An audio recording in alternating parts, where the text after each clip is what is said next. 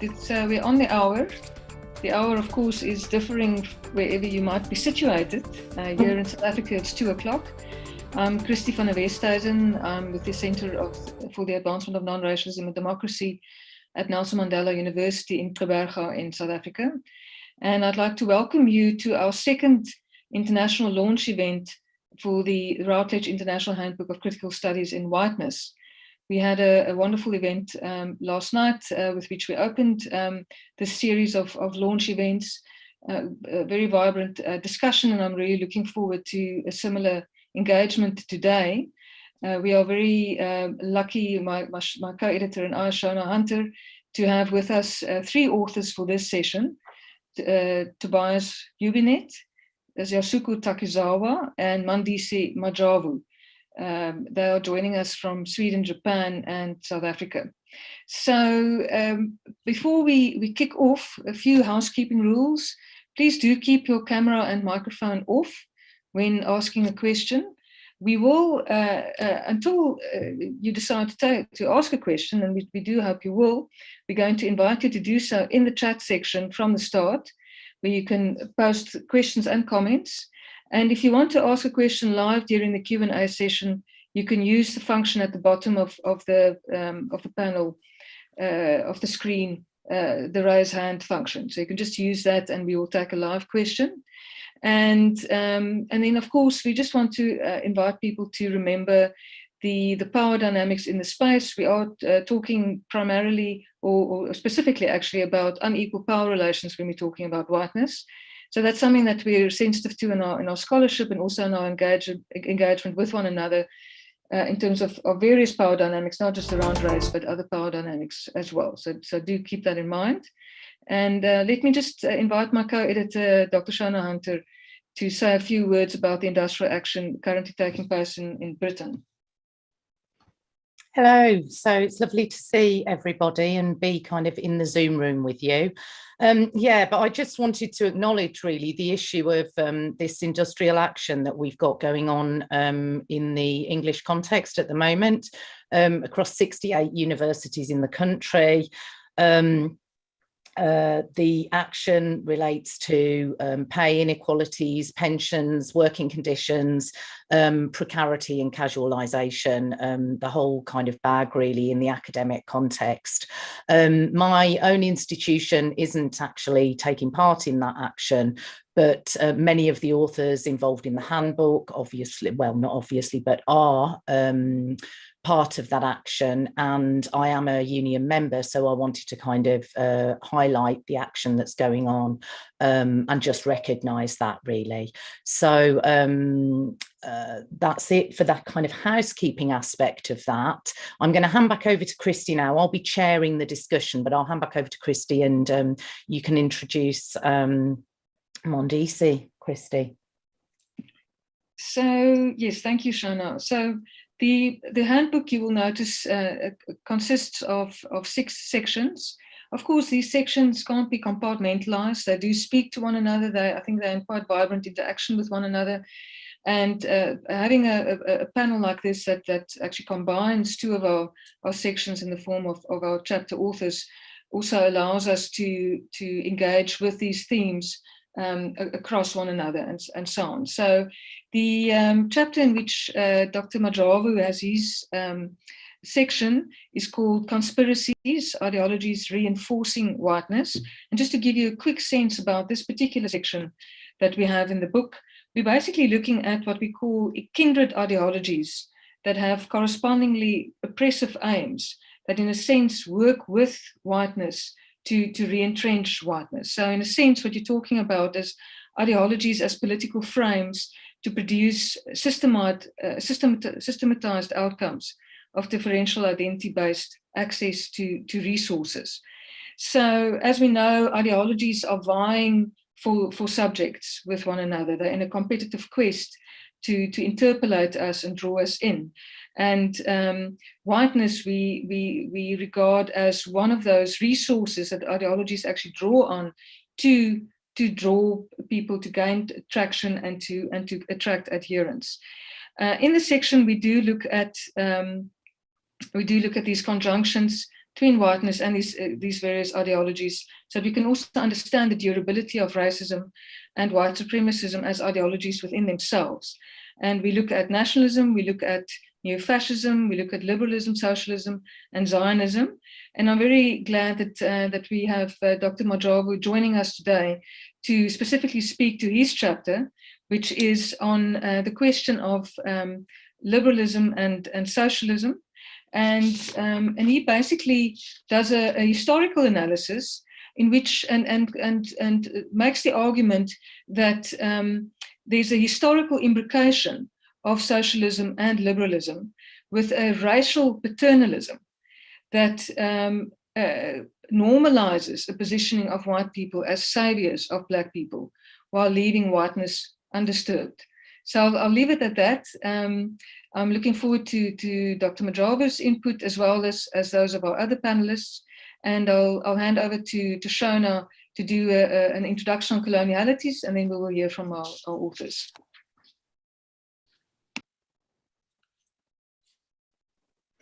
Thanks, Christi. Yes, really looking forward to hearing the variety of kind of perspectives that we've got in the sections today. So there's linkages already to the kind of discussions that we were having yesterday evening. So one of the things that was put on the table really was the issue of the multiplicities of coloniality. So although we talk in the handbook, and I talk certainly in my other work about the global coloniality of whiteness as being kind of the contemporary way of global coloniality kind of presenting itself in the current context. We are really interested, and we're interested in the context of the handbook to cut into the kind of global Northwestern dominance around thinking of the starting points of coloniality and our contemporary coloniality even in the context of the global North, to kind of cut into that, or to cut into that in different ways. And so each of our contributions today, and each of the contributions to that particular part of the handbook does that. So I'll leave Dr. Tobias, Hübinette, and also Dr. Yasuko Takezawa to kind of introduce more about their own work. But I wanted to note that there's two contributors to this part of the section that aren't able to make it for various reasons today, actually not the industrial action in the UK. But so we have Yasuko is talking about the Japanese context, Tobias is talking about the Swedish context. We've got Shefali Chandra's chapter, so Shefali, who isn't here with us today, who is talking about the Indian context, and who is doing that in a very interesting way, where she is looking at the relationship between whiteness and the development of caste in the Indian context, and looking at the relationship between empire in the Indian context and imperial relations, and how caste, which is a racializing, which she analyzes as a racializing project, uses whiteness, and caricatures whiteness as a lever to produce a different sort of racializing project in the Indian context. And that's very interesting, because what Shefali's chapter does, and all of the chapters do, is it parochializes in different ways whiteness. So whiteness and global colonial whiteness positions itself as dominant, but we've got some very interesting ways in which that whiteness is cut down to size, maybe, through other sorts of contexts. And that's something that Shefali's contribution brings, and also Rory Pilosov's contribution around the Zimbabwean context and the construction of Zimbabwean whiteness as a different, better sort of whiteness, or at least better independent sort of whiteness in the context of Zimbabwe, in relation to the particular context of its neighbour South Africa, which of course had a very different relationship to whiteness in the context of apartheid, and prior to that, British colonialism. So I'm going to just leave that there really, and invite us to think about the different ways in which hierarchies and imperial hierarchies are being engaged through the different chapters. So we're going to go, we're going to lead in a slightly different order than in the book, but we're going to lead with Yasuko, because it's very late in the Japanese context. So we generously, Tobias is making way for Yasuko first, and then we'll hear from Mandisi as Christi has just indicated. So I'll let you know, Yasuko, in terms of, do you want me to let you know when you've got 2 minutes before you need to stop? Brilliant. Yeah, maybe. Oh, yeah. Okay, good. Is that good? Okay. Okay. So shall I share the screen now? Or? Perfect, yes.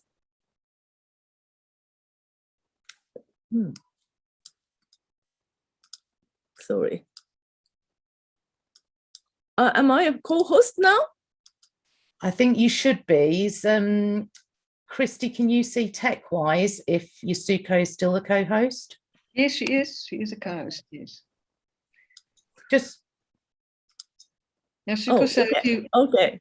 Have you got it? Okay. Okay, great. So do you see it? Good. Okay. Perfect. Okay. I'm Yasuko Takezawa, cultural anthropologist based at Kyoto University in Japan.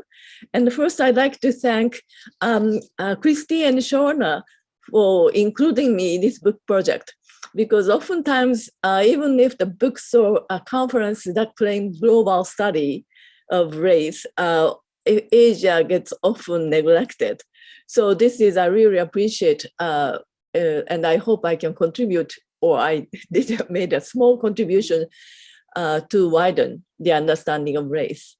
So my chapter analyzed Imperial Japan's boundary making and shifting meaning in relation to the West and Asian imaginaries in its modernization project. And I tried to demonstrate how Japan's interpretation of the meaning of Westerners and whiteness changed over the years as it made an aggressive military expansion into Asia. And I also use descriptions of race classifications in school textbooks in only modern Japanese textbooks. Okay, so you see this Byobu screen from 16th and early 17th century, but it's kind of hard. They are so small. But what I want to point out is that at this time, early modern, the lightest person was women women in a higher status, and then Europeans. These Europeans are not necessarily depicted as white. So you don't see any color differences between European male and Japanese male in higher status. And on the right down corner, you see those working laborers, workers are depicted with darker skin. So there are differences in gender and the status, but not between Europeans and Japanese as later they do. And actually, it's not in the eyes of Japanese painters, but missionaries from Spain and Portugal, they sent reports to their homelands and they depicted Japanese skin color as white. For example, one report says the inhabitants of these islands are good-looking, white and beard. The women have mostly very white complexions and are very beautiful. And this is one example how in the eyes of Japanese, the what we call whites now are not necessarily depicted as white. So this is a portrait of Matthew Perry, who threatened Japan on gunboat to open the country in mid-19th century. And in these caricatures, his nose or beard or hair color the markers of otherness, but not necessarily the skin color.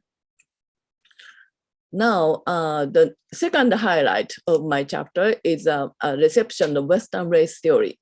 So the first scholar who introduced racial classifications into Japan in writing is known to be Watanabe Kazan, a Dutch learning scholar in 19th century. And he wrote, within Asia, only the three countries of China, Persia, and our country have avoided the defilement of Westerners. And around that time, English ships were repeatedly making landfall and crashing with local fishermen, and Russians attacked Shogunal army in Northern Islands. In 1868, there's this Meiji Restoration started, and the school textbooks, many school textbooks used kind of translated American or French or British or German school textbooks into Japanese. And as you see, already back in 1872, only 4 years after the Meiji Restoration, this is Caucasian, Mongolian, and Ethiopian, means African blacks, and Malay, and American Indian. And you see how similar these restorations are. This one comes from Cornell, his 5 races, his book, High School Geography. And this illustration written by Fukuzawa Yukichi, one of the most famous thinkers in Meiji period, he kind of almost introduced or copied these 5 racial classifications. So there were many, many other textbooks which kind of translated in their own ways and introduced the idea of race or racial classifications into Japan. The third highlight is the rise of nationalism and empire building in mid-Meiji period. So this during Meiji 20s, there's a rapidly advances the westernization of Japan's educational and political systems, as well as its military and economic power. For example, one world geography textbook says, rather than studying the various countries of the world, the students should learn the ways in which our empire is superior to them. And by studying its features, learn how beautiful its natural and geographic features are. And so the study of world geography shifts its emphasis from gaining knowledge of foreign countries to recognizing the superiority and beauty of Japan. Next, empire building. Wang Ping argues that Japan's victory in the first Sino-Japanese War was a defining moment in which Japan started to nurture a sense of superiority. After that war, it was a simple matter for Japan to replace the model of civilization equal the West versus barbarian equal the East, with Japan's civilization equal the West versus China equal barbarian equal the East, by when this quote. The fourth highlight is the Yellow Peril on the West Coast. Between, from the early 1900s to 1924, there were a series of exclusionary acts and exclusionary movements, particularly on the West Coast of the United States. And there was a segregation, Japanese American children in San Francisco public schools, and 1913, California's Alien Land Law, and which prohibited the purchase of land by aliens ineligible for citizenship, means targeting Japanese, and similar laws in states across the Western US. In 1924, immigration law completely banned Japanese immigration. So this was, so in the States, how the Japanese were perceived in terms of skin color. So I found some headlines, for example, in Los Angeles in 1902, Jap comes, chinks goes, unprecedented increase of the little brown man. So here they use brown man. But in California, people, there were many farmers who worked outside, so they got, I think, sundown. And the little brown man, again, little brown.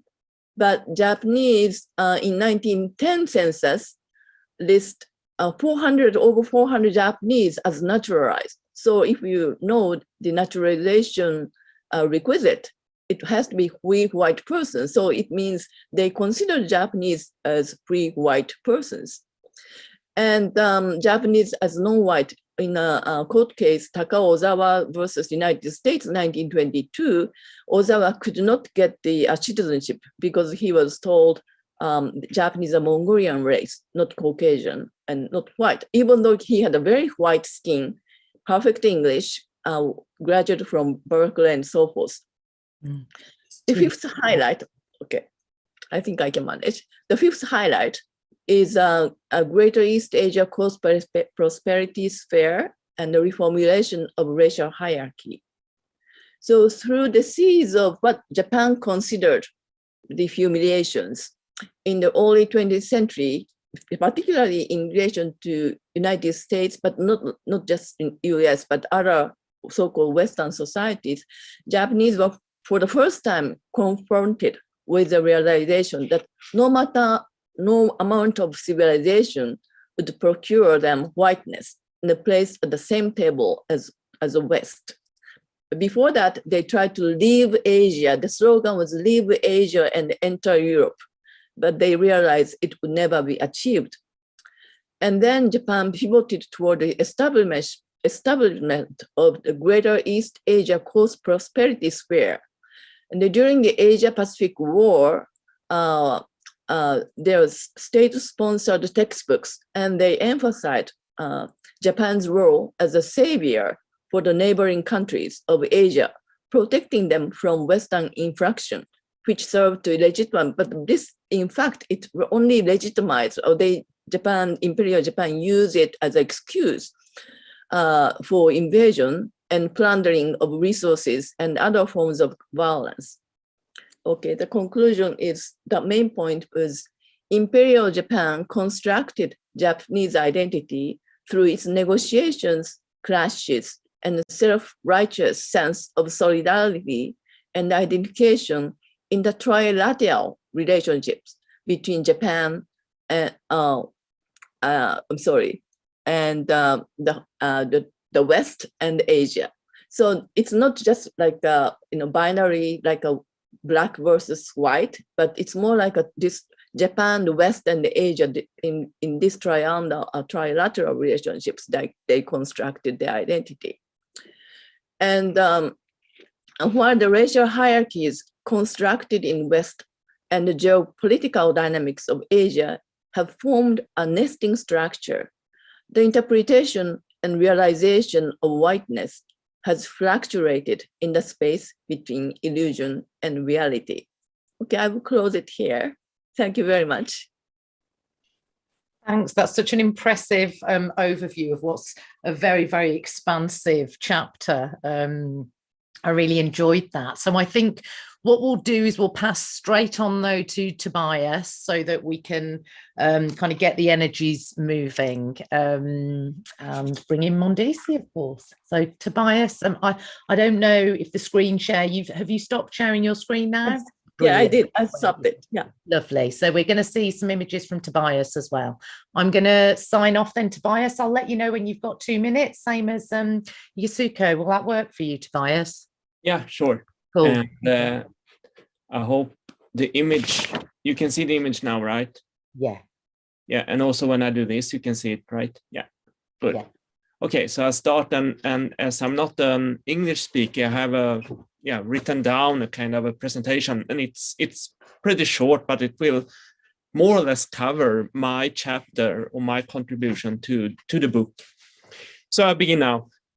Post-war Sweden was most probably one of the most racially homogeneous Western countries, as well as one of the whitest countries in the world.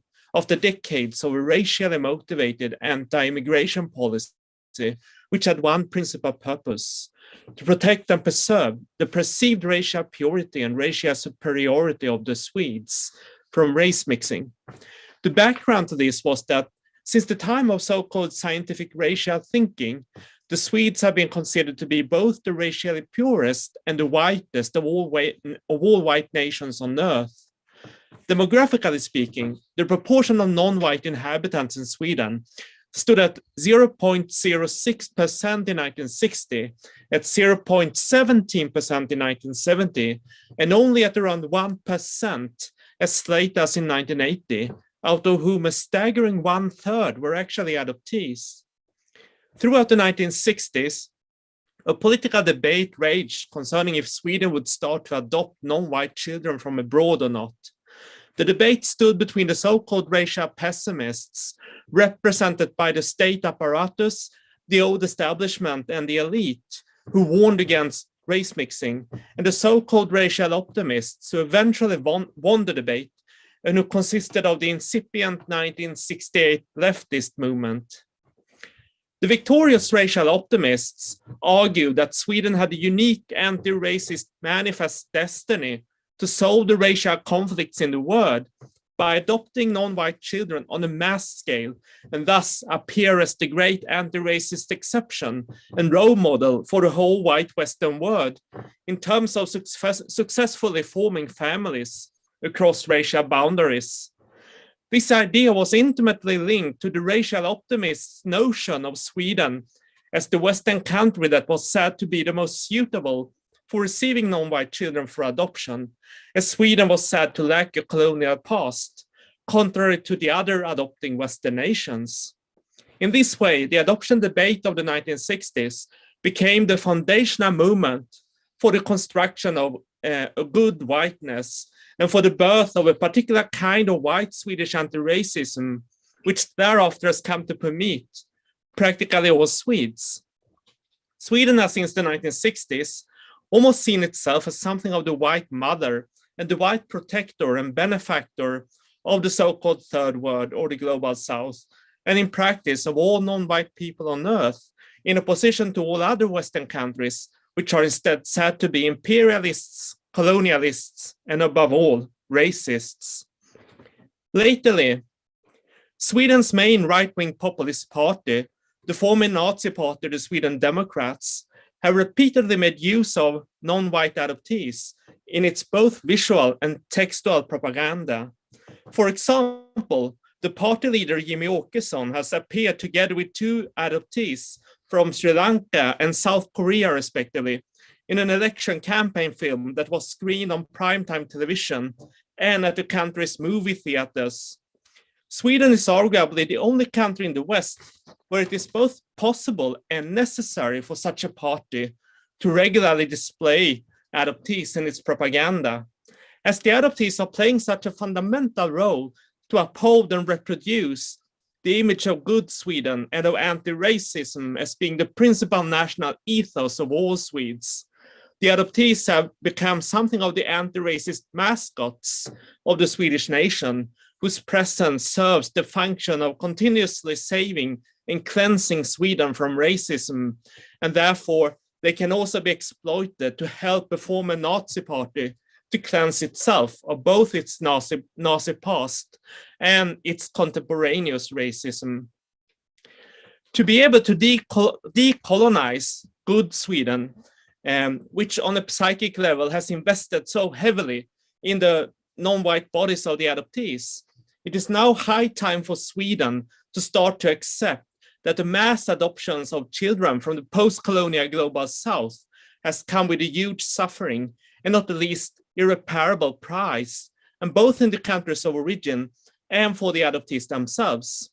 To begin with, the majority of Sweden's tens of thousands of adoptees were probably made adoptable by being kidnapped, trafficked, and sold to the Swedes by the way of a ruthless and corrupt transnational adoption industrial complex.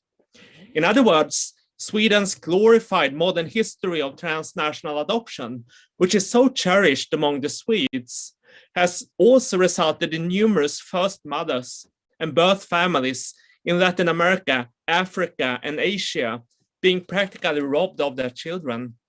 Since the victory of the racial optimists in the adoption debate of the 1960s, the adoptees have been bestowed with the task to turn the white Swedes into anti-racists or even non-racists, and to realize the utopian vision of a colorblind Sweden. Thus, the leaving behind of previously race-obsessed Sweden that took place from the 1960s and onwards was made possible by the way of the non-white bodies of the adoptees. Finally, the adoptees themselves have also taken a heavy toll in the form of, among others, staggering suicide rates and a general record high mortality rate due to the widespread problem of mental illness among the group, caused by the psychic cost and affective labor that comes with being forced to uphold good Sweden and white Swedish anti-racism on their very shoulders. The task of turning the Swedes into colorblind anti-racists has in no way protected the adoptees from being exposed to racial bullying, everyday racism, racial discrimination, or racially motivated hate crimes. At the same time, the adoptees have been silenced and not been allowed or even able to conceptualize and verbalize and witness about such experiences in the Swedish public, as it would otherwise then ruin and destroy the whole Swedish project of transnational adoption, which from the beginning was about constructing a good whiteness by erasing racism from Sweden and among all Swedes once and for all. So that was basically the message of my chapter. That's amazing. Thank you, Tobias, as well as thank you for reminding those of us that have seen and also telling those of us kind of new information, but also for being so on time. That was the quickest, richest précis we've had. Look, just before I bring in Mandisi, I'd like to highlight a couple of themes from yesterday that are starting to come out also in relation to this. So we've just had another consideration of the relationship between bodies, affect, history, and the sorts of globalities that we're talking about. So I think one of the things we did talk about yesterday was the fact that there is very much an interconnection across the volume, even though these chapters appear to be so disparate. But really there is a set of very complicated relationships that I think all of the authors point to in different sorts of ways. So layers on layers during the events. Thank you so much, Tobias. Okay, so everyone holding on, put your questions in the chat if you need to. Remember, so if you're thinking of stuff at the moment, you can put it in and I will come to it when we're in conversation. So Mandisi, are you around? Lovely. Great. So Mandisi, if you're okay, I will do the same for you. Is that okay? I'll let you know kind of 8 minutes in. Okay. Brilliant. That sounds good. Okay. Let me also time myself here. Okay. So that I just know what's going on. No, that's lovely. I'm just going to mute me. Okay. Okay. Hello, everyone. So my chapter argues that, although colorblind ideologies of the 19th century white missionaries and Cape liberals, as well as the 20th century South African concept of non-racialism, claim to disavow racial categories and race thinking, whiteness is a normative value that underwrites these projects. I use the concept of whiteness to refer to the worldview that undergird the global political and socio-economic system that privileges whites and the West over the Black and brown people of the world. Historically, colorblind ideologies were deployed in South Africa to normalize and to promote the notion that whites possessed an objective authority and an expert knowledge to solving the so-called native question. Blacks who challenged this white narrative were demonized as being divisive and anti-white. Biko argued that white leftists and white liberals have always pretended to know what was good for the Blacks and told them so. Biko identified whiteness as a fundamental basis upon which white-Black relations and social interaction occurred in the late 20th century, a social situation in which whites assumed the role of a perpetual teacher and the Black a perpetual student. So part one of my chapter traces the ideological roots of colorblind ideologies to the 19th century worldview of white missionaries in the Cape Colony. It illustrates ways in which white missionaries' colorblind views on race shaped and influenced what is often referred to as Cape liberalism. The chapter identifies the educational activities of the 19th century white missionaries as really forming an early stage of an important pattern whereby whites of all ideological stripes in South Africa have historically attempted to control the thinking of Blacks and the course of African politics by pointing it along what they regarded as safe lines. White missionaries in the 19th century Cape Colony deployed colorblind ideologies to position themselves as managers of relevant information and disregarding dissenting discourses that were organically taking place among, for example, Black Christian converts in the 19th century. White missionaries opposed the emergence of the Ethiopian church movement in late 19th century South Africa. White missionaries claimed that the Ethiopian church movement was actually a Black American invention and that Black Americans were sowing seeds of discord between local whites and local natives. Obviously, this was false. White missionaries further blamed Black South Africans who had studied overseas for the emergence of the Ethiopian movement. Therefore, white missionaries lobbied the white government to build Fort Hare University in 1917, where Blacks, so it was claimed, would receive English education, quote, under loyal and wise influences. The best education he's capable of receiving, a sober liberal education, will be his surest safeguard against Black American influence, close quote. The second part of my chapter demonstrates the ways in which Cape liberalism was resuscitated in the early 20th century by white liberal institutions, such as the Joint Councils of Europeans and Natives, in order to cultivate political solidarity and collaboration among racial groups in a way that did not disrupt white control of South Africa. To that end, the 20th century liberals centered the concept of non-racialism in their liberal conversation about race and racism. The third part of my chapter proves that by the mid-20th century, whites had weaponized non-racialism. White communists and white Marxists claimed that a race analysis was actually a false consciousness, and they asserted that apartheid was a class struggle. White communists and white Marxists have historically utilized colorblind ideologies to position themselves as political commissars, as secular priesthood, in the words of Isaiah Berlin, or experts in legitimation, in Gramsci's phrase. Historically, the role of white Marxists and white communists in Black political organizations has been that of ideological control. Sakele Buhlungu wrote about this in Rebels Without a Cause.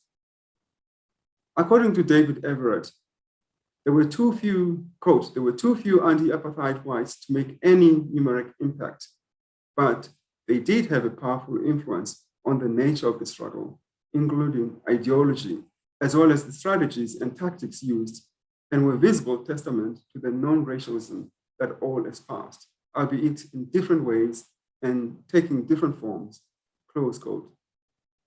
By deploying non-racialism, white communists and white Marxists positioned themselves as people who always knew what political ideologies and worldviews were best for natives.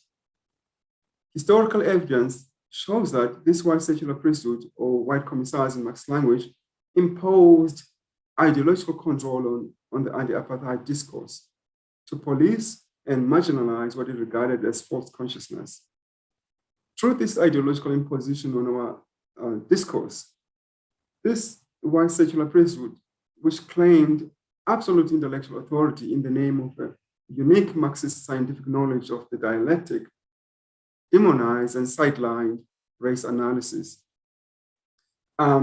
And my chart concludes by pointing out that, in post-apartheid South Africa, colorblind ideologies have not resulted in the erosion of white racism, and that actually we should challenge, colorblind ideologies and replace them with the concept of anti-racism.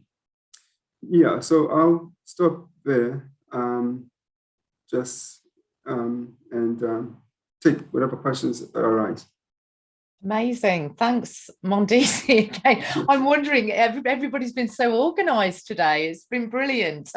Maybe, Mandisi, maybe do you want to turn your camera on again? And also Yasuko and Tobias, brilliant. There we go. Just so that we can see you. Yeah, so that we can address those kind of questions and discussions. I mean, just to kind of throw in my observations there, actually, Mandisi, around the relationship between what you're talking about and the coloniality section. Again, this really interesting example that you're giving us, for me, is another way of thinking about what Shefali Chandra is talking about when she talks about this lever, but weaponization, the notion of weaponization is a very powerful way of thinking about non-racialism and kind of whiteness as a lever within that, or how whiteness becomes reinstated through movements, ideas, ideologies that are presenting themselves as in some way anti-racist or for equality. And I think one of the other things that is kind of prized open across the chapters for me, again, are these differentiations in whiteness in a different sort of way than somebody like Robin Wiegman will be talking about them in relation to class kind of divisions. But yeah, really interesting. So we have, I suppose, maybe before we move into the broader questions, have you all got thoughts and questions that you would like to pose for one another, or kind of reflections about the relationships between your accounts? Maybe a bit difficult if you've just presented, but just giving you the opportunity to kind of reflect. Is that you? Sorry, who was that? Tobias, was that you? Mandisi, yeah, go. I don't know if Yasuko wants to go, but if she's not, I'm happy to go. Do you want to? Do you want to unmute? Yasuko, do you want to go first? Oh, thank you. Someone sent chat message. Thank you so much for everyone. That's showing us why it is important to look at how race functions in different locations and how the hierarchy takes shape. It's dependent on so many variables, making obvious race as fiction, but also racism adaptability. Yes, that's true. Yes, and so this is more like a comment, I suppose. Yeah. Well, if you've got some reflections to add. Yes. Okay. The what whiteness means, like in the Japanese tradition, the white skin was considered to be beautiful, but the white is not necessarily the color itself is not necessarily the same white color as what maybe the many European traditions considers. And also the value attached to the whiteness has also changed in modernization. White was not necessarily always good. In the Japanese tradition, it can be like if a person dies, she or he wears a white kimono. So both white and blackness have double meanings. It's not necessarily white being good and black being bad. It's very ambiguous values, but it changed in the modernization process. And also, I think in the Japanese case, it was caught between, like I tried to emphasize, leaving Asia and try to enter the West, but it was, rejected. And then they turned around 180 degrees and tried to be the top of this racial hierarchy. The same racial hierarchy they suffered in the American context. Now they completely changed the racial hierarchy, putting themselves on top of the racial hierarchy, and tried to rationalize the invasion and the colonialism.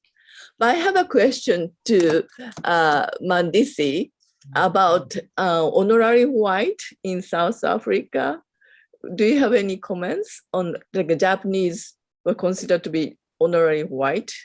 And I think there's another example of how, even though they use the term white, there's more economic or political aspects defining them as white. If you have any input, I'd appreciate it. Okay. Yeah. Someone say something? Yeah, no, I think maybe, yeah. You can go, Mandisi. I think it's fine. Thank you. So, so I wanted us just to reflect on just the presentation and what sort of struck me as really a unifying theme, and for me, really the unifying theme is this idea that actually whiteness and white racism, since Atlantic slavery really becomes like a shared project among, European countries, even though they express it differently in different contexts. Right after the French Revolution, the French in Haiti just going on this sort of genocidal project, and in America, race and racialization is expressed, differently there, but it's also very much rooted in this idea that, that Blacks, are slaves and should be enslaved, and whites should be managers and supervisors of these enslaved. And that's what drives, whiteness and white racism from the Iberian Peninsula, from the 16th century, when, the Portuguese start coming to Africa looking for gold and so on, followed by their Catholic missionaries. So then it spreads right out to Japan and other places, and South Africa as well, from the 17th century and so on. So that's what really strikes me as something to sort of highlight there. And also to answer your question, Yasuko, regarding honorary whites. So yeah, South Africa. So early 20th century, South Africa imported a lot of Chinese immigrants to come and work in the South African gold mines. But they were not here for long because the xenophobia and anti-Asian racism was so strong that the white government at the time, in 1907, deported all of the Chinese, or most of them, 95% of the Chinese that he had brought to South Africa to work in these mines, and the Chinese people were portrayed as they were demonized as this sexual people who were going to go around and rape white women and so on, and the stereotype was that they were smoking this opium in these compounds they were living in, and so on and so forth, and they were engaging in all kinds of crimes in Johannesburg.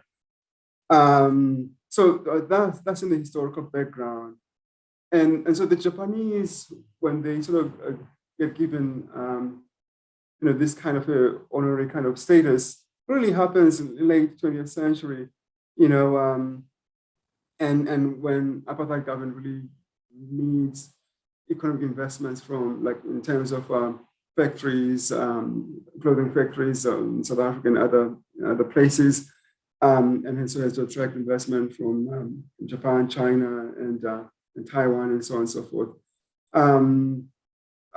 But I mean, the idea of honorary whiteness has always existed in South African history. I mean, from Cape slavery in the 17th, 18th century, the way that whites ordered, the slaves, the whites valued, what they called, mestizo or colored or mixed slaves of European descent. They valued those slaves, and those slaves tended to work indoors. And but not only that, white masters, prostituted, these slaves, particularly the female ones, too, because the Cape colony, particularly the Cape of Good Hope, was basically, it wasn't just like a port where sailors stopped on their way to India and other places in Asia, but it was also really an international kind of a brothel, right? People stopped to drink beer, to eat and whatever, but also to go to the brothels. And those brothels were populated by female slaves, and those female slaves were tended to be mixed, slaves, and so that's how it was promoted from there. And then it goes on to the 19th century. By the 19th century, the color community really also sort of internalized some of this history and really started agitating and advocating for its own interest as a colored community. And throughout history, and South African history, throughout the 20th century, even Western Cape was declared a colored preference area. So there's always been this, honorary, kind of concept going on in South African, racialism. It's nothing new, and it's there. So yeah, I don't know if that answers your question, but that's the best I can do. Sorry. No, I think that's actually, Yasuko, you might have thoughts. I'd like to bring in Tobias, though, if that's okay, because I think there's some connections in the conversation that's being had. And I was thinking about this idea of, I'm not quite sure if I'm saying it or one of you has said it, but around competitive colonialities, really. So I think one of the things from my point of view that is very interesting across all of your talks, and that Tobias's work brings in a different kind of way, I think, is the competitiveness of being the good white almost, or the goodly racialized person. That's not quite the right. And so Sarah Hines, just to bring this in, maybe a bit unfairly, Tobias, but because it's a lot for you to think on, but I think it relates to the competitiveness, actually. Sarah has mentioned up here at the very beginning. I have a question for you, Tobias. What do you make of the gendered aspect of the imaginary of an anti-racist Mother Sweden? And you gave us that, that image was very striking, wasn't it? In terms of white femininity, as well as issues of whiteness and reproduction. And actually, I think, again, you'll have your own thoughts, Tobias, but we can see these issues around gender, heterosexuality and sexuality in the response there that you've given Mandisi, and also, of course, in Yasuko's paper. So maybe if you could kick us off, Tobias, with some thoughts and reflections, and then we can, maybe think on again across the papers. Yeah. So thanks for that question, and I think it's a very good observation, and it's an obvious one. So it's a highly gendered aspect. The whole phenomenon of adoption, because it deals with children and reproduction and family building, etc.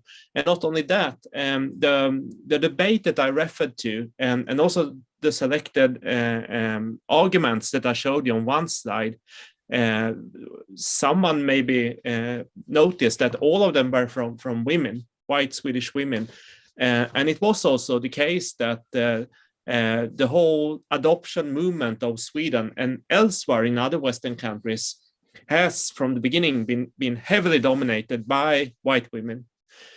So there is this particular aspect of transnational, transracial adoption and white women, and also the third ingredient would be white anti-racism. So it's in a way it is something of the white woman's burden, perhaps, in the example that I gave you, and that basically my case or case study on Sweden and Swedish whiteness. And so, yeah, thanks for that question. And also, I mean, regarding your first question, Shona, I mean, there's another obvious link, I think, between at least Mandisi's and my chapter, and that will be on white liberalism, progressive whiteness, basically. Yeah, lovely. So I don't know whether Yasuko and Mandisi want to kind of just make some more comments. You don't have to if we've reached the flow in this little bit, but I'll give you the opportunity, and then we've got somebody who wants to pose a question kind of verbally, which would be nice. You would be our first person, Alan. So Mandisi and Yasuko, have you any kind of more thoughts just at the moment? Okay, thank you. So firstly to say thanks to you, Shona, and to Christi for bringing us the book, and to the authors here in the webinar today. And just to say to Mandisi, thank you so much for the historical overview. I think it's a really great, well, sort of researched piece that you've written that has enabled us to to kind of challenge our own thoughts. Now, as I read it, what became clear, of course, was that you had a position with regard to the so-called white left. What in South Africa we sometimes would refer to as the Stalinist left, who were in the SACP, the Communist Party, who were in partnership with the Congress movement, and who essentially had adopted what we call a multiracial approach, and they had their politics was premised on the fallen nation sort of thesis. Now, on the other hand, as has been expressed in the work by by Dimitri Erasmus in the race otherwise, and in fact by other experts sitting here, I see Corin Sandworth in the house, people who have looked at the non-Stalinist left and their positioning of what is called a radical non-racialism. People like Neville Alexander, and he's speaking about racial capitalism. People like Tabata, Ben Keys, Victor Wessels, etc. Now, I have a political question almost to pose to you, which is maybe not fair, but in the context of South Africa, the academics, the theory, is politics, because we've got non-racialism written into the constitution of the country, actually. And so my question is, in your view, how has the more radical notion of non-racialism been compromised by this? What you explain in terms of this liberal non-racialism that has now come to be espoused fully by the Democratic Alliance, and seemingly they seem to be running with this particular version of it. So, as I say, maybe it's not fair, but I'll I'll put it over to you. Thank you. Okay. Okay.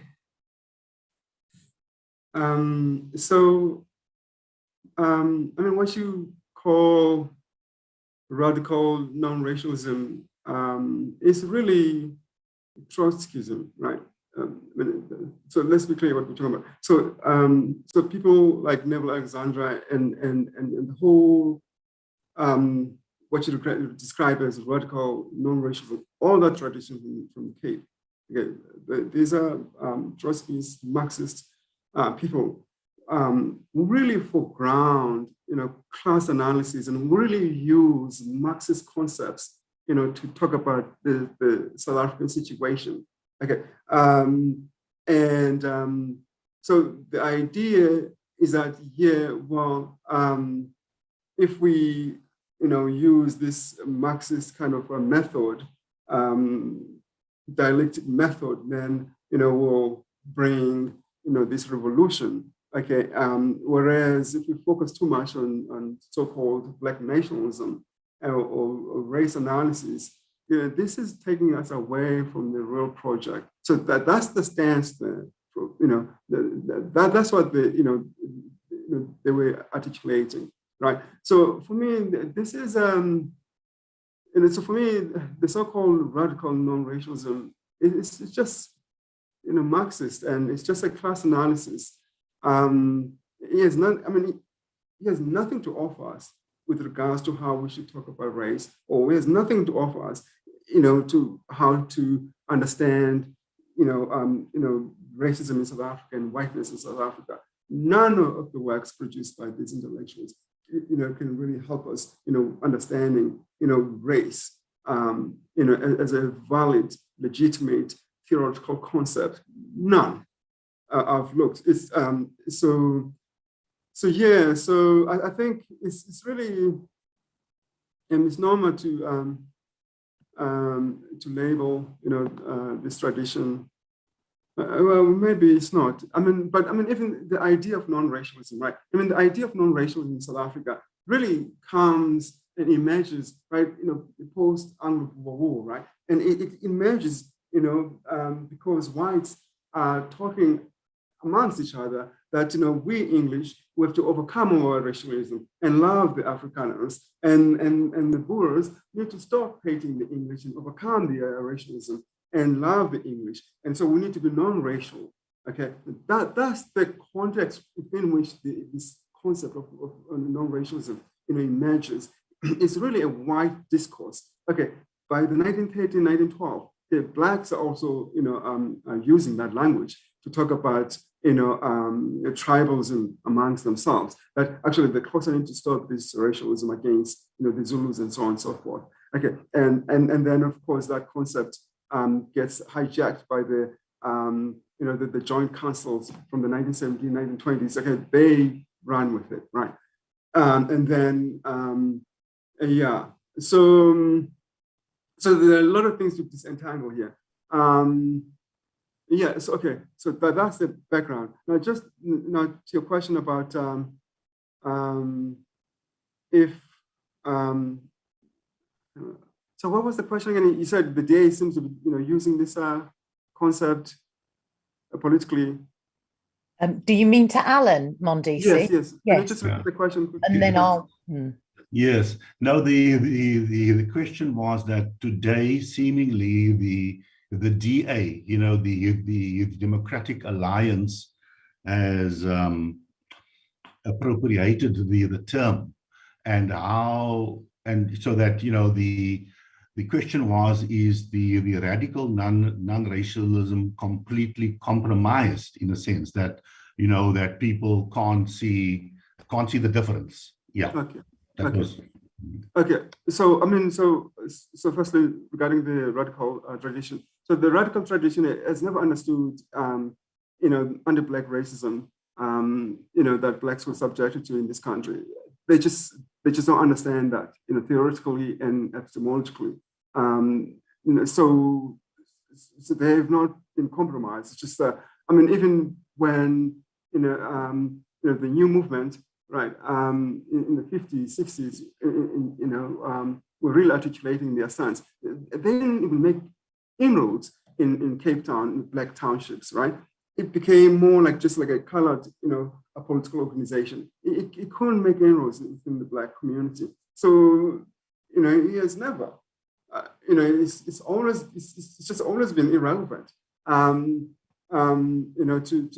Black community. So it's not compromised. It's just always been like that.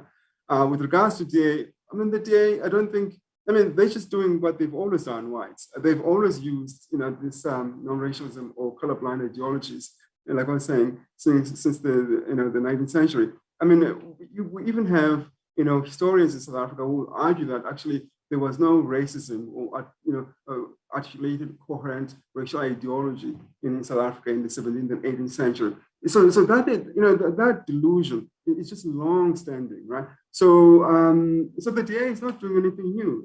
They're just following, in the footsteps of the intellectual forefathers, and they're using that discourse very well, So yeah, that's it. Thank you. Thanks. That's really is a very interesting kind of conversation. Which so I don't know whether what I was going to say was that the conversation, the Democratic Alliance might have needed a bit of contextualising for folks that don't know an awful lot about the detail of South African politics, which maybe I can see that Christi's hand is up. So maybe Christi might do a little bit of work on that for us.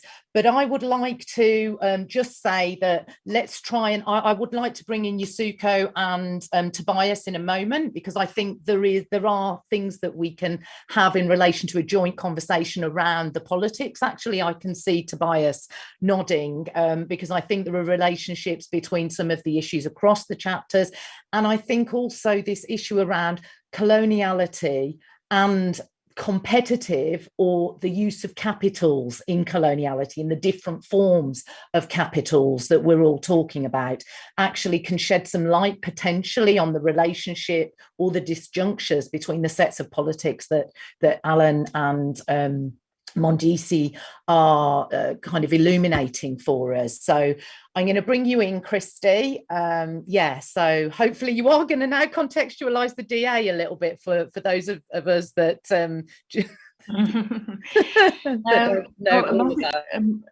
Mandisi and I have both actually written on the Democratic Alliance and the interpretation of liberalism, and just to say that they are the main opposition party in South Africa, and they also control a number of our big metros in conjunction with other parties, including the capital city, Johannesburg as the economic center of the country, and so forth and so on, as well as Cape Town, and they also control the provincial government.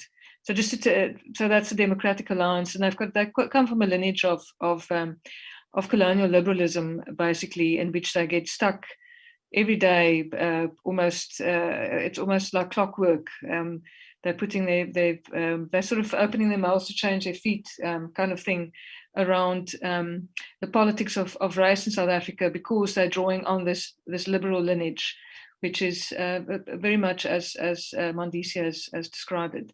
So, but I would actually like to rather shift focus to Yasuko at this stage, because I thought that there were some very interesting resonances with also what Shireen Razak was saying last night in the launch, when she was talking about the slippery object of whiteness, and not just in terms of analyzing it, but in terms of also achieving it. So accomplishing whiteness and being allowed in, and you might be in for a short while and then you're out again, and so forth, and that constantly shifting boundaries around whiteness, which of course makes it this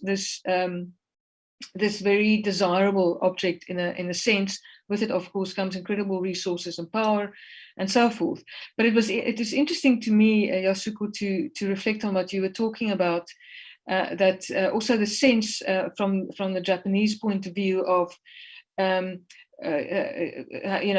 it doesn't what kind of level of civilization in the Western mind needs to be achieved, but whatever you might achieve, it will still not be acceptable to the white Western conception. And I thought it was interesting that you were saying that, so the Japanese response in a sense was actually to take that racial hierarchy and to accept it then as their own, even though they didn't actually revere whiteness at all in the Western way, but then to adopt in a sense that racial hierarchy and place themselves on top. And does that, and I was wondering, does that feed through into contemporary times? how does one make sense at the moment then in terms of how the Japanese identity, if there is something like a singular Japanese identity, how it views itself in relation to Western whiteness? Okay, that's a great question. Thank you very much for asking that question. I think among general public, there's still strong belief that there are racial classifications using Caucasoid, Mongoloid, and Negroid, and some people still believe in biological race as a biological reality, and that traces back to this early modern, Meiji period.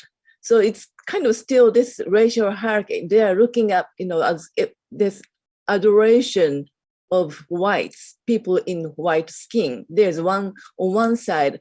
So if you look at magazines, the models are often European people of European background or mixed race between Japanese and Europeans. So there's this admiration. But on the other hand, Imperial Japan generated this racial hierarchy in Asia or in relation to other so-called developing countries. This racial hierarchy are still lingering in contemporary Japanese society. And so it's kind of really so complicated because in the beginning of modernization period, this superiority or inferiority in the modern Japanese eyes was supposed to be based on civilization, not the actual skin color. So they thought, the more civilized you become, the more superior. So that's why they tried to achieve, and then they realized they can never achieve because of the exact skin color or what the that time these European the so-called white people regarded Japanese. So it's on one side there's always kind of a pride, self-pride, and self-inferiority complex. And both are still, I think, lingering in contemporary Japanese society. So that's there are many unfortunate incidents that shouldn't happen not even now. And how they treat laborers or workers or people of coming from foreign countries who are not necessarily belong to white.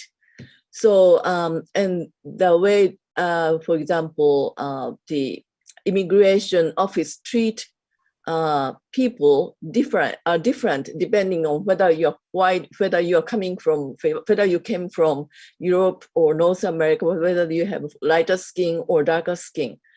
And so it's not just something past, but it's still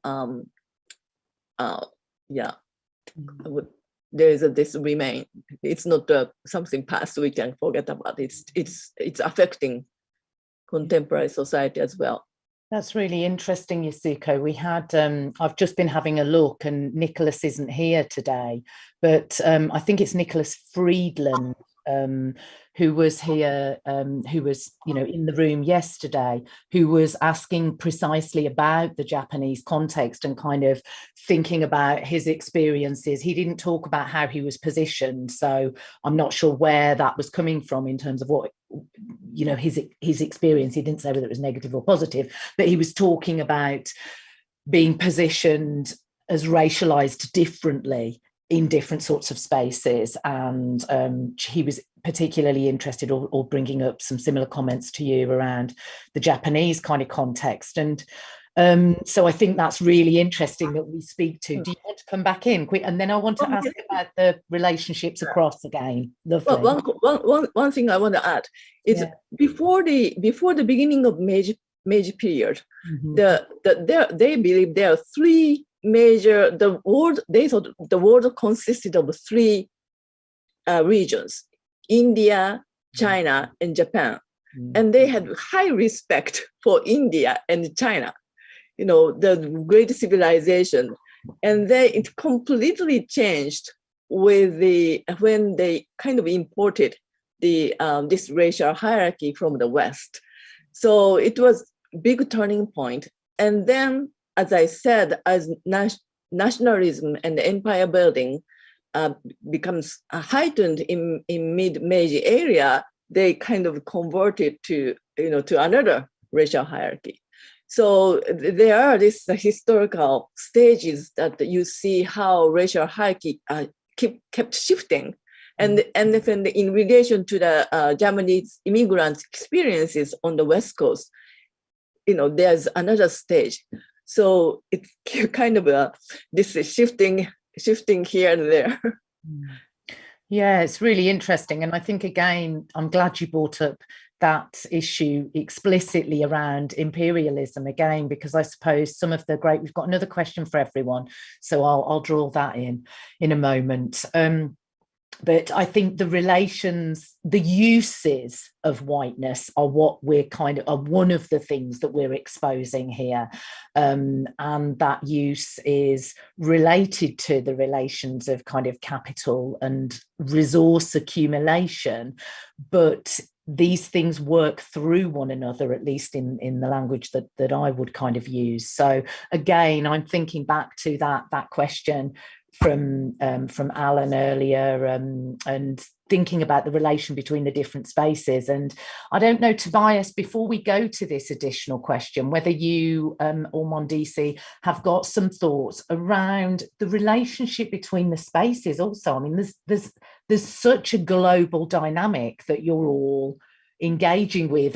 Mandisi, you should have been in the coloniality section, but I'm thinking, Mandisi, about some of the examples that you were giving, and this, the construction of anti-blackness in relation to the context of the US and all of this sort of stuff. This really is the dynamic that I was so interested to cut into with that section, because it tells us very important things, in my view, about the complexities of colonialities, which can leave us in a different sort of way, I think, than Shefali talks about in her chapter. So I don't know, Tobias or Tobias, you've been nodding a lot. Do you want to come in first, and then Mandisi? Shona, can I quickly come in with something for Tobias as well? And then we can wrap it in. Yeah. Thanks for that. So I'm just noticing, Tobias, I mean, I found your chapter really fascinating because one, of course, has a very particular view of Sweden, sitting from where we are sitting. Sweden has been an important country also in terms of bringing an end to apartheid in South Africa. So we've got a very particular, I would say, a special relationship even with Sweden historically. And but it was very interesting to me a few years ago when I was in Finland and you talked to Finnish people, and of course they've got a completely different view of the Swedes, and you realize that Sweden actually was a major imperialist force historically in its own backyard. And I was sort of trying to I wanted to hear from you. How do you think this change? It's almost like a change in tack, a change in strategy that's happened from the Swedish side. And when did that happen? And how do you make sense of that? Because it's really a repositioning. Also, that one finds in your chapter that Sweden has done in terms of itself, its presentation of itself to the world, and its national identity, also to itself. So how did that shift come about? And how do you make sense of it? Of course, building on your chapter. Yeah, well, I think, I would like to link up to something that Shona has reminded us several times now, and that's the material aspect or the economic aspect of whiteness. So what happened, as you just said when you referred to my presentation, my chapter, Christi, what happened in the 1960s was really, on a very deep level, a revolutionary change when it comes to, how Sweden and the Swedes looked upon race. Before the 1960s, Sweden and the Swedes were basically obsessed by race, and almost overnight it became probably the most progressive white Western country in terms of its relationship to the global South and to minorities everywhere, actually. the Swedes and the Swedish state wasn't just supporting the anti-apartheid movement, it was also supporting the African American civil rights movement and similar movements around the world, actually, at that time. And we're speaking about 60s, 70s, 80s and onwards now. And I think that that transformation, which was so deep and so fundamental, and which resulted in this construction of good whiteness or white anti-racism in its colorblind version, was also about Sweden's place in the world in relation to money, because what happened at the time of the demise or the final end, basically, of the classical European global empires, was that all these newly independent countries in the so-called third world, they were basically starting their nation-building processes, including also so-called modernization projects, and the Swedish industry and the Swedish companies and the Swedish state realized that there was an opportunity here, because there was a strong aversion, basically, among the newly independent states in Asia and Africa at that time against the former colonial masters, basically, in Europe. But as Sweden had been able to successfully portray itself as a country without any colonial past, and that is not correct, but anyway, that's how they managed to frame it. The Swedish money, Swedish companies, etc., were welcome everywhere in the global south at that time, which resulted in the fact that Sweden became not just the biggest adopting country, but per head, but also the biggest country when it came to the so-called development aid at that time per head, and which was so intimately linked to contracts given to Swedish companies. So basically, to end my, perhaps a bit long reply to your question, there was also money related to good whiteness at that time. So yeah, and one thing that I was thinking about when it comes to Mandisi's chapter, and also the comment from Alan, is this idea about non-racialism. That's a concept that I know that you are using in the South African context, right? But it's not the same as colorblindness, or is it? I'm just curious.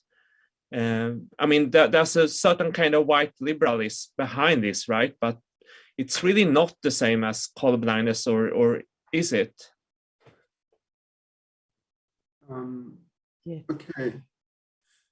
So non-racialism,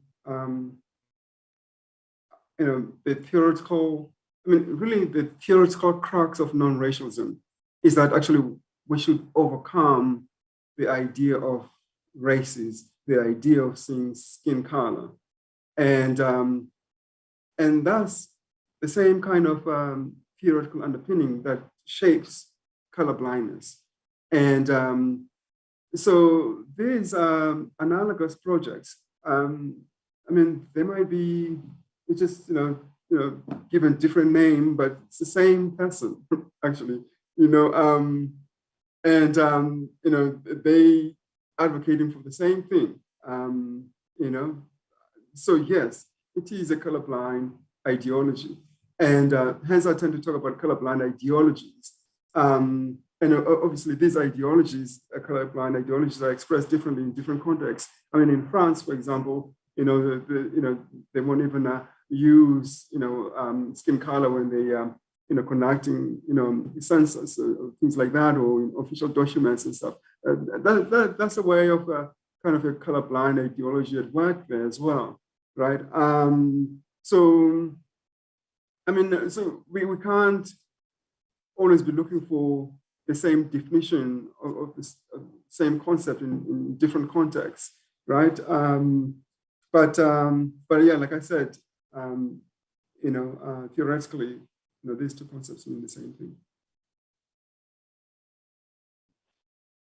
Okay, so rather than bringing everyone in. I'm just going to go to these last two comments and then bring you all back in, because I think in particular, Sidel, I hope that's the right pronunciation, Sidel Willow-Smith has posed us a really important question, I think, and it kind of hooks back into some of the discussion we were having yesterday evening, and I'm sure a similar sort of question will come up again.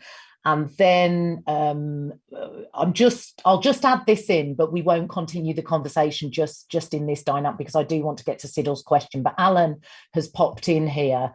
I disagree with conflating colourblind and non-racialism, but will require lengthier debate and discussion. Thanks, Alan. Yes, you got me. Okay, so I'm just going to ask this question for you all then. So it's from Sidel Willow-Smith, and let's see where we go with it. We've got 4 minutes, so I'll give us 5. Okay, questions for all panelists then. When doing research in academic contexts about whiteness, creating archive and knowledge production about it, and I can see that Gaspar's here, so I won't talk about the archive again, but anyway, creating archive and knowledge production about it, how does that reinforce white supremacy in the process? And I'm imagining you're using white supremacy specifically there, Sidel, rather than kind of whiteness, but maybe people might want to think about those two things, because they might not be the same.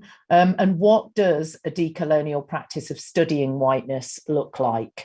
So I don't know who wants to take that rather large question first. Any takers, any hands up? Or I'm going to go in for, okay, go. Yeah, let's start with Tobias then.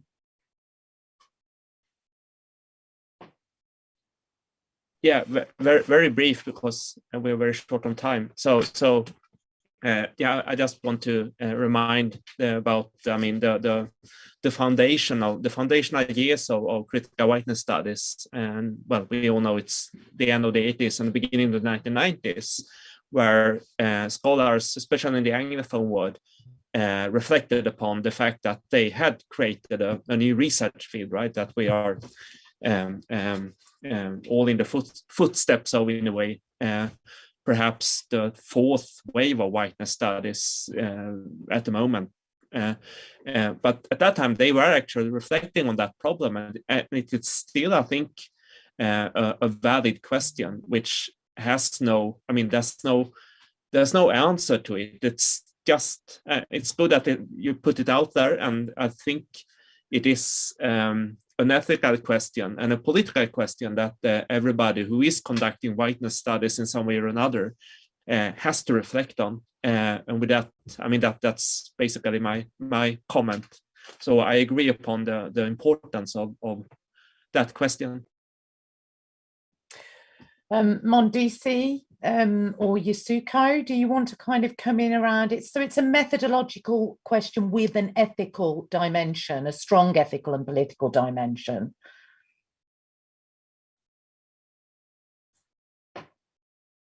Yasuko, do you want to go first? Yes. Sorry, can you? No, you. I don't know whether you're hearing me. Go first. Oh, okay, Mandisi. Yeah, please. Oh, okay. I mean, so for me, I mean, whenever I'm researching something, I sort of kind of approach it with the same kind of, attitude, really. And for me, it's really about testing epistemologies. It's really about really broadening the discourse and really categories of evidence. And it's really about really questioning the production and truth claims of the discourse and the written record, and obviously, I mean, so one of my strong intellectual influences has to be Chomsky, and one of the things that he's always said is that really an independent mind must seek to separate itself from the official discourse or doctrine, not just from the assertions of propaganda system, but really from its tacit presuppositions, and so for me, that's how I approach the decolonial project. And that's how I conduct research. Yeah, hopefully that's useful. Okay. Yasuko, would you like to come in? And then I think I'll give Christi and I maybe just the opportunity to comment also. I would definitely like to come in and explain the distinction I was kind of directly making, actually. So Yasuko. Okay. It's a great question and very challenging question. But for any kind of study, if we use categories, whether it's whiteness or race studies or whatever, we have to use a category, and sometimes it becomes kind of flippy and easy to essentialize the categories. And as Alan says, it may, some people may take it as reinforcing that category, or in this case, white supremacy. But I think without setting the category and without facing that value, historically attached, the value that was historical constructive, it's the first step to decolonize. So it's a dilemma, but I think that's kind of necessary, the evils, necessary evils or whatever you name it. And if we take whiteness in a broader sense, like to me in a Japanese context, it can be also applied to think about marked and unmarked. Japanese, not necessarily white like a color, but whether you name it yellow or white or whatever, but it's more like the majority ethnic Japanese as being unmarked. So I think the whiteness studies also, lead us to think about making and unmaking, or marking and unmarking, and this dynamic relationships between groups. So that's my insight. Thank you. Yeah, thanks, Yasuko. I think, that hooks into the distinction actually that I was making when and it was mine rather than yours, Sidel. I think I don't, because we can't talk to one another, I'm not sure, but the distinction between white supremacy and whiteness, because I think there is one, and I think theoretically this is one of the things that we are really trying to unpack within the context of the volume. So we had a really interesting multifaceted conversation really last evening, and Aaron Saldana has and Shireen Razak's, and in fact Catalin's work, all of them together were speaking to the sorts of imperial multiplicities and the colonial multiplicities that we are structured through, and that structured through, I don't really like that, but I'll go with it, structured through, and that actually I think our three speakers and that you, Yasuko, there were really, really kind of drawing out. I think that if we are to be able to understand how whiteness works as a relation of domination, how it can work as a relation of domination, but how it also does not have a material reality of its own, then we have to start unpacking what it actually is that we're talking about. And I think a decolonial and how we're talking about that. So one of the other things that we were talking about yesterday, and again that I really wanted to come in through this part of the volume, is the differences or the relationships between materialities, affects, bodies, and signification practices, because the tightening of the relations between these is what coloniality works through, what whiteness, for me anyway, works through, and what domination and white supremacy work through. It's the tight relationships between those things that make us believe that whiteness is a thing. And of course, that has a whole set of murderous and literal material effects. So I don't know whether that speaks partly to that, but I would say that methodologically our approach to the volume has actually been to cut into that the solidification and the substantialization of whiteness, which is how the present or aspects of the present colonialities are functioning, at least as I see them.